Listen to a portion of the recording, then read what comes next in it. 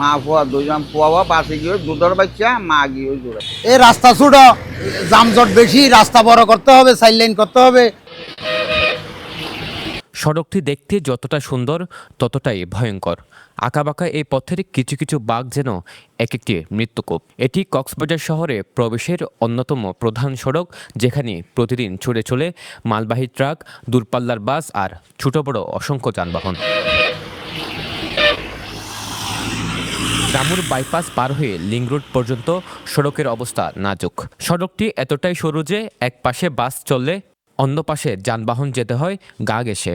নেই পর্যাপ্ত সাইট, নেই নিরাপদ দূরত্ব, আর এর মধ্যেই চলছে বেপরোয়া গতি।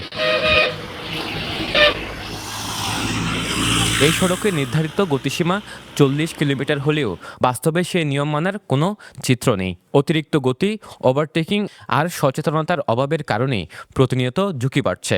দুর্ঘটনা প্রতিরোধে এই সড়কে গতি নির্ধারণ করা হয়েছে 40। একটি সাইনবোর্ডও লাগানো হয়েছে, কিন্তু এখানে এমন সময় যায় 80 বা তারও অধিক গতিতে এখানে যানবাহন চলাচল করে। সুতরাং এই নির্দেশনার কোনো তোয়াক্কা করছে না বেপরোয়া গতির যানবাহন চালকেরা। এই যে খরুলিয়া বাজার, ঠিক স্কুলের সামনেই গেল 4 এপ্রিল ডাম্পার ও মোটরসাইকেলের সংঘর্ষে প্রাণ হারায় 2 জন। আশঙ্কাজনক অবস্থায় আরও একজন যুবক চট্টগ্রামে চিকিৎসাধীন। তথ্য অনুযায়ী গত 3 মাসেই এই সড়কে প্রাণ গেছে অন্তত 7 জনের, আহত হয়েছে আরও অনেকেই। প্রতিটি দুর্ঘটনার পর শোক, কান্না এবং ক্ষোভ, কিন্তু সমাধান এখনও অধরা। এই সড়ক দিয়ে চলাফেরা করতেই আতঙ্কিত হয়ে পড়ে মানুষ। তাদের মতে সড়কটি সরু হওয়ায় দুর্ঘটনা ঘটছে। এই যে গত পরশুদিনও এখানে একটা বড় অ্যাক্সিডেন্ট হয়ে 2 জন মানে জায়গাতেই মরে গেছে, আরেকজন মানে এই যে আশঙ্কাজনক, এখন তো চট্টগ্রাম মেডিকেল হাসপাতাল আছে। তো আমি যা মনে করছি, মানে এখন তো দিন দিন মানুষ বাড়ছে, যোগাযোগ ব্যবস্থা উন্নতি হতে হবে, যান পরিবহন তো খুব বেশি, অত্যন্ত বেশি, কিন্তু সেই পরিমাণে রোডের প্রস্ততা নাই। অ্যাক্সিডেন্ট যদি কমাতে চান, সরকারকে এই উদ্যোগ অবশ্যই নিতে হবে যে আলাদা আলাদা রুট।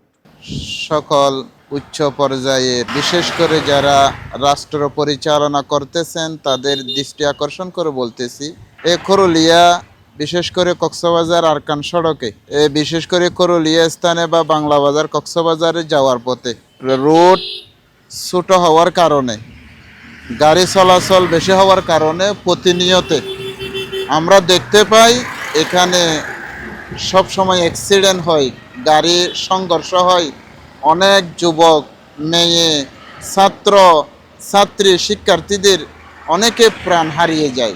স্থানীয়দের দাবি, দ্রুত এই সড়কটি 6 লেনে উন্নীত করতে হবে, না হলে প্রতিদিনের এই মৃত্যুর মিছিল থামানো কখনো সম্ভব না। তো এই রাস্তাকে প্রশস্ত করা পড়ব এবং 6 লেন উন্নীত করলে কিছুটা এই অ্যাক্সিডেন্ট লাগবে বলে মনে করি।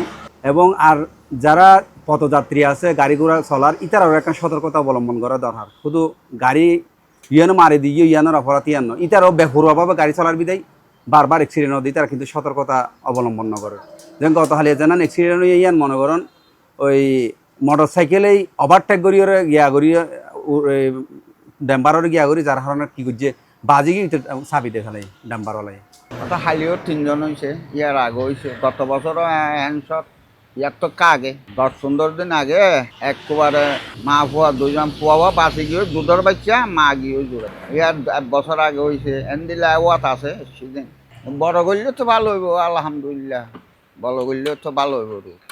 এই রাস্তা ছোট, যানজট বেশি, রাস্তা বড় করতে হবে, সাইড লাইন করতে হবে। প্রায় হয় সপ্তাহের ভিতরে 2-1 বার হয়, প্রতি সপ্তাহে অ্যাক্সিডেন্ট হয়। ভয় লাগে, মানে বাড়ি থেকে বাইরে রাস্তায় উঠলেই ভয় লাগে। প্রত্যেকদিন অ্যাক্সিডেন্ট হচ্ছে, প্রত্যেকদিন লোক মারা যাচ্ছে, অবশ্যই ভয় লাগে। কক্সবাজারে প্রবেশের এই গুরুত্বপূর্ণ সড়কটি এখন যেন এক আতঙ্কের নাম। যত দ্রুত উন্নয়ন হবে তত দ্রুতই হয়তো কমবে দুর্ঘটনা আর বাঁচবে প্রাণ। সরওয়ার সাকিব, পেনুয়া নিউজ। সমুদ্রের গর্জনে ভিন্ন স্বাদের সামুদ্রিক খাবারের ভরপুর আয়োজন উপভোগ করতে আজই চলে আসুন প্যাসিফিক বিচ লাউঞ্জ ক্যাফে কক্সবাজারে।